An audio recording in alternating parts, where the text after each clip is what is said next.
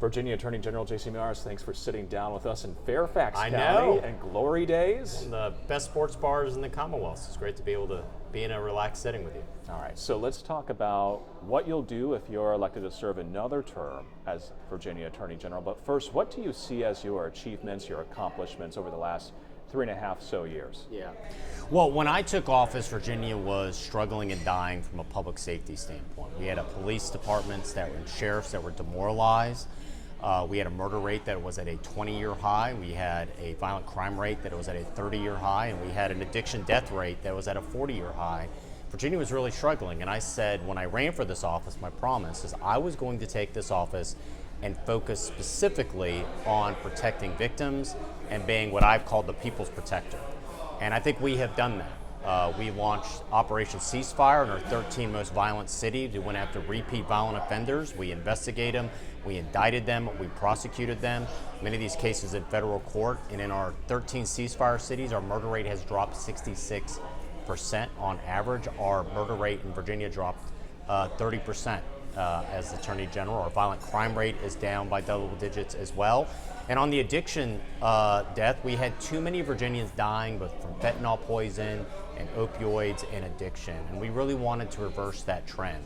So Governor Youngkin and I rolled up our sleeves. We went after both the supply side and the demand side. On the supply side with Ceasefire, a lot of the prosecutions we did were against those dealers dealing fentanyl and poison to our kids. We got them off the street. We prosecuted and got enough fentanyl off the street just from our office, the Attorney General's office, to kill 6 million Virginians. That's how much fentanyl we have worked to get off the streets as Attorney General. And then on the demand side, we went after these huge pharmaceutical companies that drove this addiction crisis. They were pushing OxyContin in so many communities.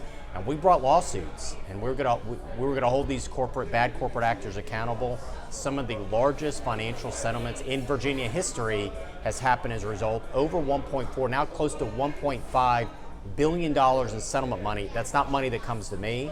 That's money that goes to treatment and addiction. Because our message we want is America's a nation of second chances. We believe don't allow addiction to define your future.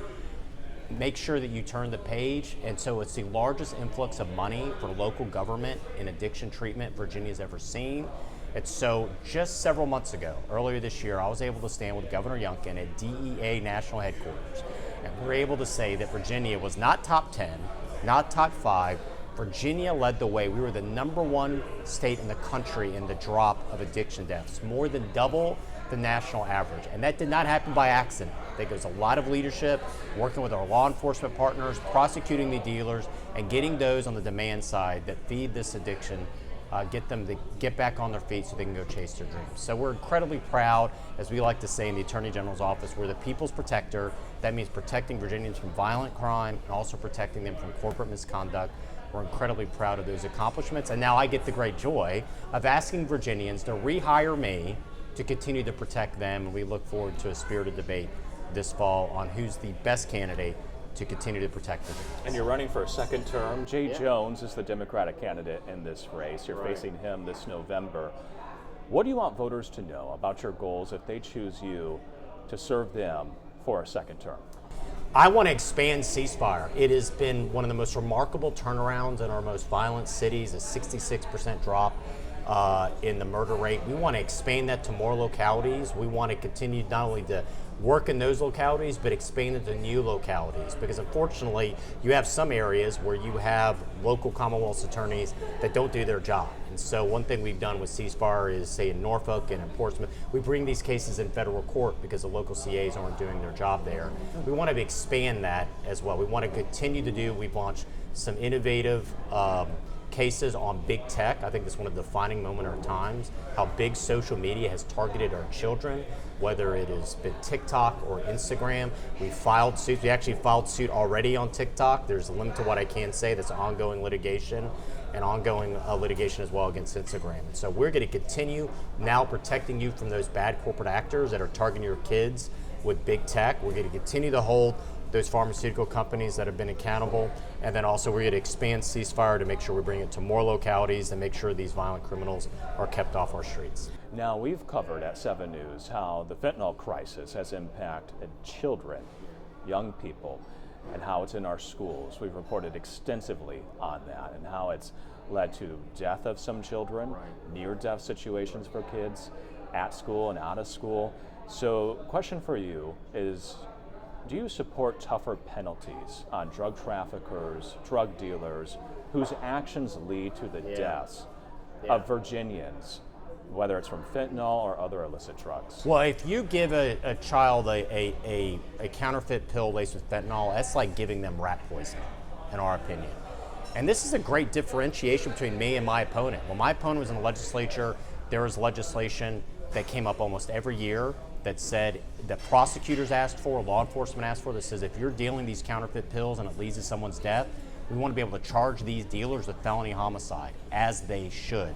Jay Jones voted no every time. He sided with fentanyl dealers instead of victims and their families. I have the exact opposite view. You go after these dealers and you make sure you investigate them and you prosecute them. And yes, they should be able to be charged with felony homicide, absolutely, because they're poisoning our kids.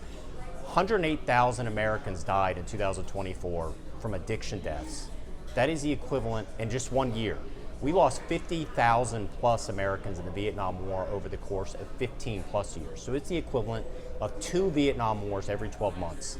That's what the cartels declared chemical warfare on innocent Virginians. And so these dealers that are part of that network, absolutely, we got to go after them. And then as far as, one of the reasons why Virginia had the #1 drop in addiction deaths is we partnered up and we launched One Pill Can Kill public advertising to the public about the dangers of fentanyl, the dangers.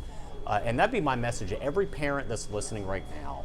Talk to your child, because your child will never be offered a fentanyl at a sports game or an overnight trip or at school. What they're offered is, say, here, take a Percocet, take a Xanax. Oh, you're having trouble studying? Take an Adderall. And so your child, so many of these children that have been impacted by fentanyl poisoning, they don't realize what they're taking. And so you as a parent have to have that conversation. One pill can kill. Never put anything in your body unless it comes directly from your pharmacist or from mom and dad. And so you, the parent, still have the biggest impact on your child's life. So that's a big part of what we've done. Public service announcements on One Pill Can Kill, going after these dealers. And also, yes, I have a view of going after these dealers and making sure they have the consequences. My opponent has a very much soft on crime, social justice warrior approach to public safety, and I think that's the difference between us and the campaign. The U.S. Department of Education announced that 5 Northern Virginia school systems, including Fairfax County Public Schools, they're violating Title IX, the Department of Education says, for their bathroom and locker room policies. Do you think these school systems and other school systems that have similar policies need to repeal their policy that allows biological males in female locker rooms and bathrooms and vice versa? No question. And I often tell my team, it's never too late to do the right thing. And a lot of these school districts, all they need to do is adopt Governor Youngkin's very sensible, common sense model policies. And I think it is one of the wisest things the governor has done. The districts that have, they're not in trouble of violation of Title IX. The districts that have adopted Governor Youngkin's model policies. It's these districts that have decided that somehow this is being open-minded, that they're allowing biological boys in the women's locker room. So we have now seen that has led to disastrous consequences in multiple school districts and even with adults in public places as well.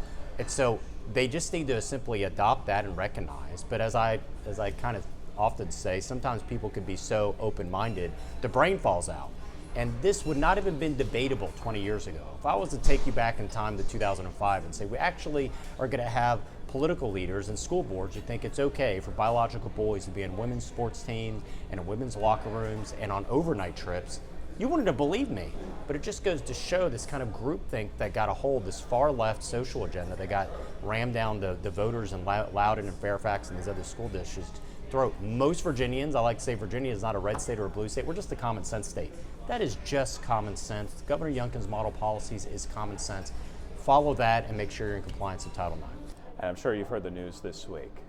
There's reports, and now Fairfax County Public Schools is investigating these claims that school officials allegedly arranged abortions for some students.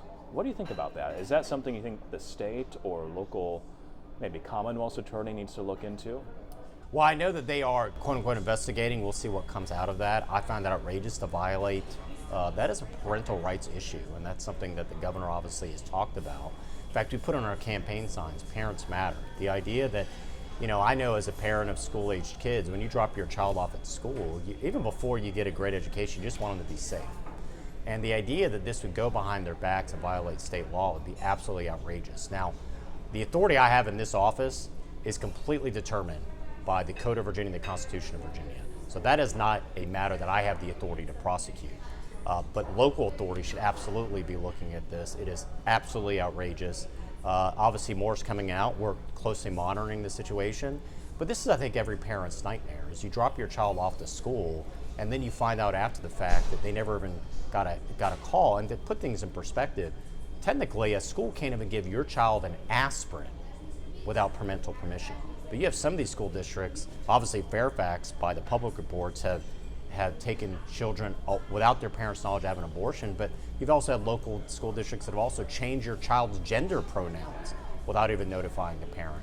And it goes back to this Parents Matter movement that Governor Youngkin helped start, that I still think is growing and thriving, and it's these type of stories that get so many parents outraged of what they're seeing their local government is doing. After viral video showing a man allegedly trying to abduct a little girl at Fair Oaks Mall in Fairfax County, Governor Glenn Youngkin asked you to investigate Fairfax County Commonwealth's Attorney Steve Descano. What's the latest on your investigation? Well, it is ongoing. Very limited to what I can say. I've been shocked at the number of victims that have approached our office once that report has come out that have felt silenced by Steve Descano. And, I got my early start in my career as a prosecutor. I can tell you, when you deal with victims in the criminal justice system, one of their great fears is that they're going to be just a number, just a statistic, that they're just going to be forgotten. And you want to be their voice. And unfortunately, I think, and I have said before, Steve Descano views himself as a social worker, not a prosecutor.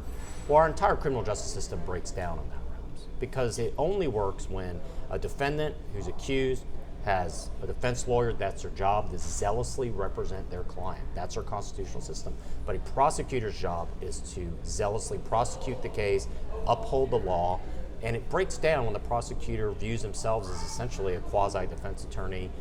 And the number of victims that have come forward to us, it has been astonishing, that have shared just horrific stories of not even being told their case was being dismissed or no pros, of decades, charges being dropped, cases of young minors that have been the victims of sexual assault and violence, essentially seeing the case dismissed, all because the incompetence of the Commonwealth's Attorney's Office not filing properly. So our job, I like to say sunlight's the best disinfectant. Our job is to take the governor's request seriously. We're going to obviously interview victims, and then we're going to make sure the public is aware of what is happening in the Fairfax office. What's the likely outcome of that type of investigation? Well, it could be that there is a request of legislative changes. Obviously, a lot of their authority, my authority, and the Commonwealth's Attorney's authority is vested in the Code of Virginia. And it could be that the General Assembly is going to have to revisit. I have more than once sought expansive powers in the Attorney General's office to prosecute cases. That's actually something I would continue to do if I have the honor of serving another 4 years.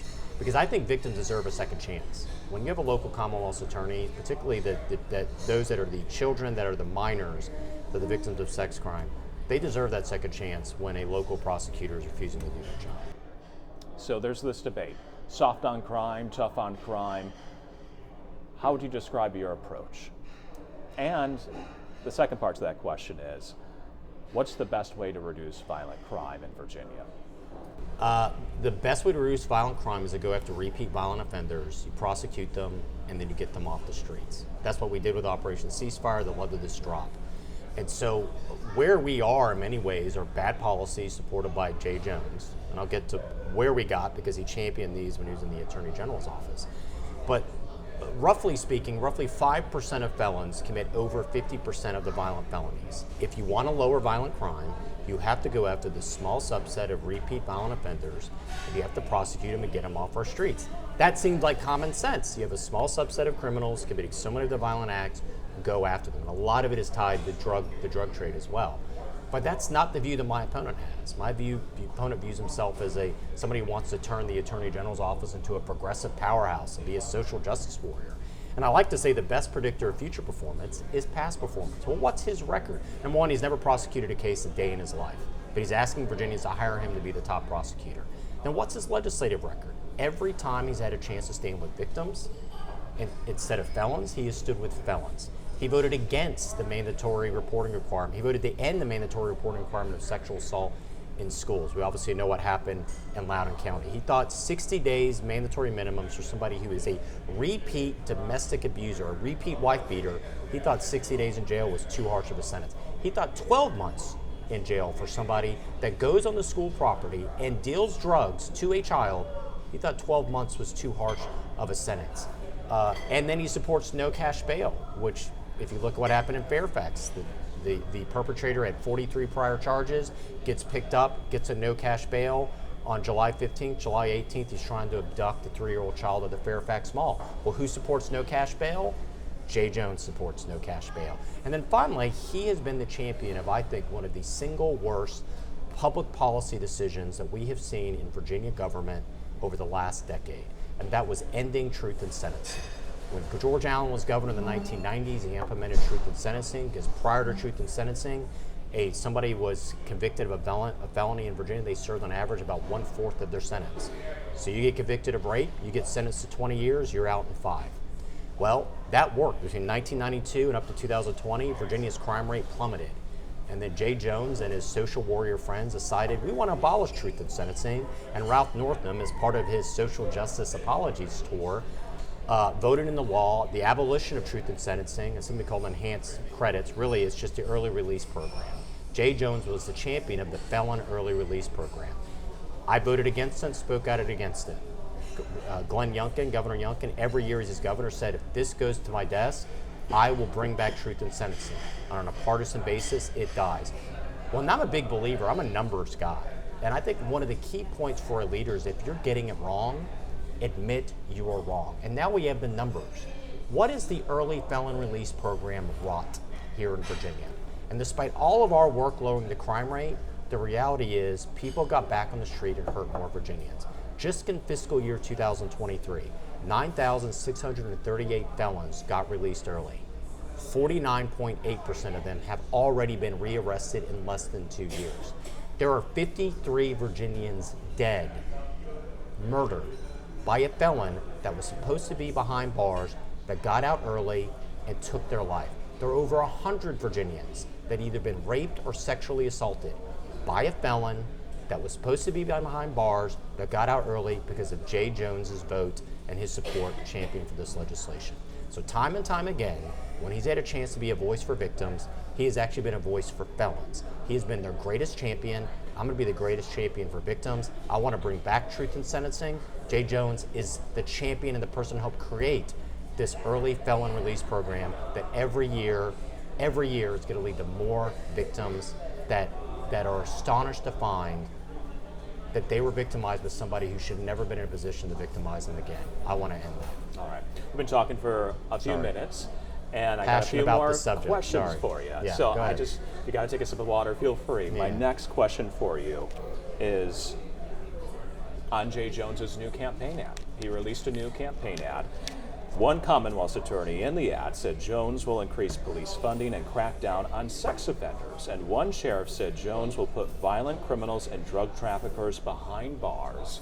You paint a very different picture of your opponent's record. What's your response to his campaign ad? I thought it was laughable. And the reality is that 78 sheriffs have endorsed me, 3 have endorsed him.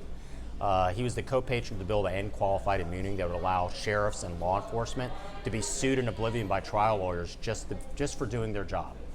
So he's been incredibly anti-police, anti-law enforcement his entire career. He's bragged about it. It's kind of an extreme makeover that he's trying to present him as something that he's never been a prosecutor, but he wants to be the top prosecutor.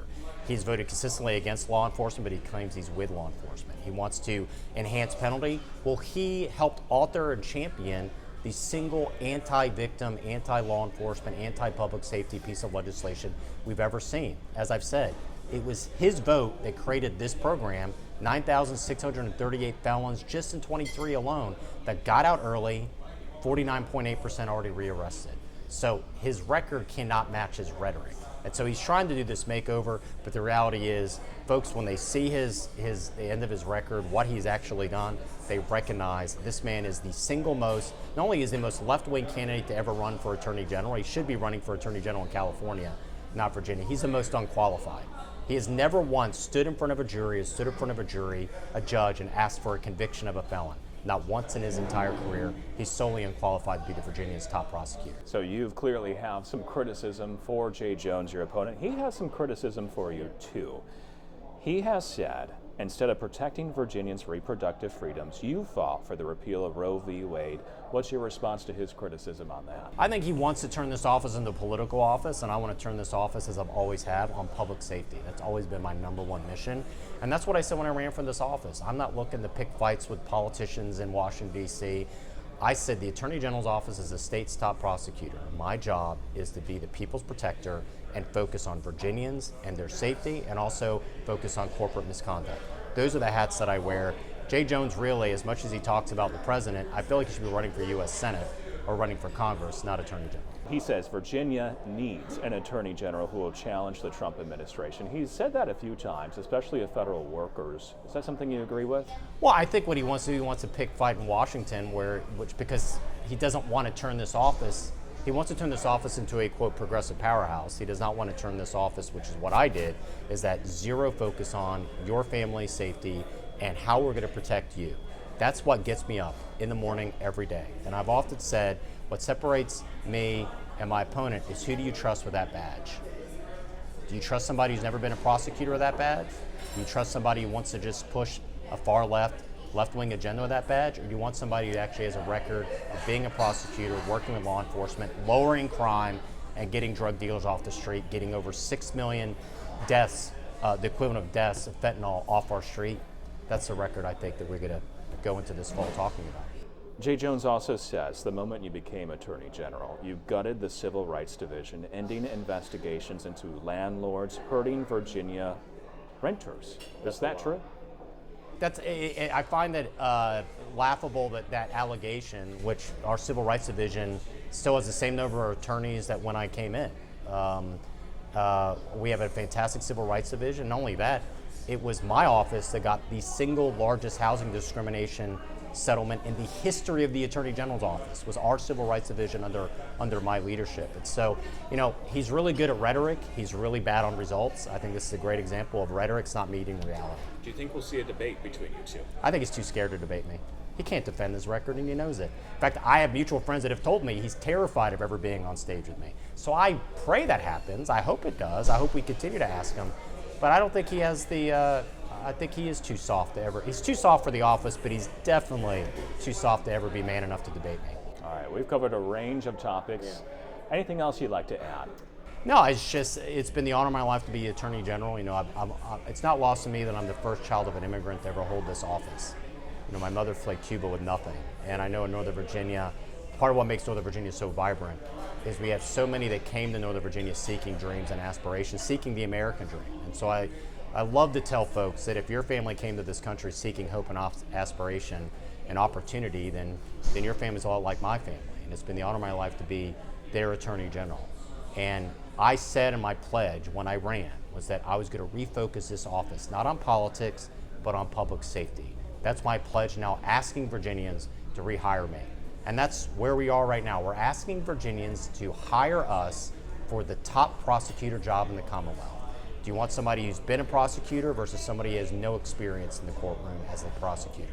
Do you want somebody who's consistently sided with law enforcement, sided for tougher penalties on fentanyl dealers, or somebody that every chance he's had is siding with felons over victims? I think the record is clear. I'm proud of our record, and I'm proud to ask Virginians to rehire me to continue to protect them. Thank you for chatting with us, sir. Thank you, Nick. Appreciate it.